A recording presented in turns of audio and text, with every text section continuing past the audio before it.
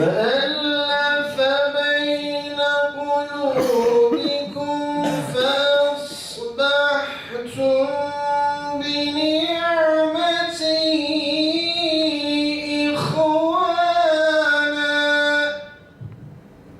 15 Temmuz hepimizin bildiği gibi sadece Türkiye yapılmış bir operasyon değildi, bir darbe girişimi değildi. Bütün İslam alemine yapılmış bir darbe girişimiydi. Türkiye halkı aslında şurada 12-13 yıldır falan bir sivil iktidarı yaşıyor bu anlamda. Ve ilk defa eğer olursa gerçekleşirse ki gerçekleşeceğini inanıyorum. Başarısız oldular çünkü. Bundan sonra da herhangi bir darbenin Türkiye'de başarılı olacağına inanmıyorum bu anlamda. Türkiye'de bir darbe karşıtı bilinç zaten oluştu ve vardı. Hatırlayın, darbeye gerek solda, gerek çeşitli ideolojik kesimlerde, muhafazakar kesimde, İslamcı kesimde olsun bir darbe karşıtı örgütlenme ve bilinç sürekli ayakta tutuluyor. Darbeye karşı bilinç, ideolojik kamplaşmalarla darbeler, iyi darbeler, kötü darbeler, bizim olan darbeler, bize yakın olanlar, bize uzak olanlar şeklinde ideolojik bir biçimde tasnif edildi. Birinci yanlışlık buradaydı. Ama yine de darbeye karşı bir bilinç vardı Türkiye toplumunda. Ve bir de travma vardı tabii. Biraz sonra onlardan bahsedeceğim. Darbe travmaları. Yani yaşadığımız darbeler bitmiş değil. Hepimizin bilinçaltında bunlara ait travmalar var yani.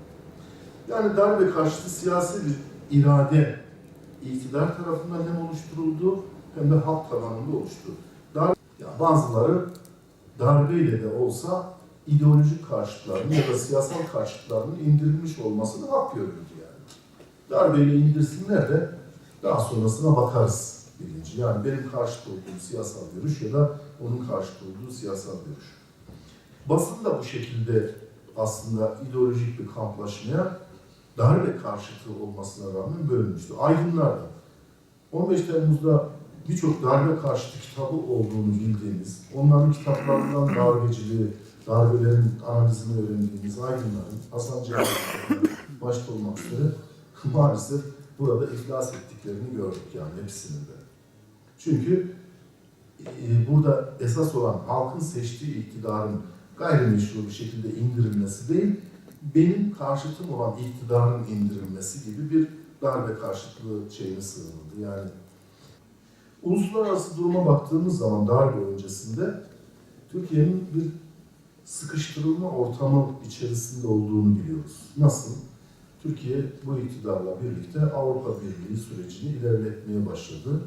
Amerika Birleşik Devletleri ile müttefiklik sürecini devam ettirdi. Bu süreç demokratik bir şekilde yürüyen veya algılanan taraflar açısından bir süreç değil. Aslında Türkiye'nin kontrol edilmesi süreciydi. Ne zaman ki bu kendi kontrollerinden çıkmaya başladığını hissettiler, şu anda işleyen süreçte bu, iktidarı bir şekilde içerideki darbeciler arasında devirme güdüsünün başladığını ve Türkiye ile siyasal gerilimlerin başladığını görüyoruz burada.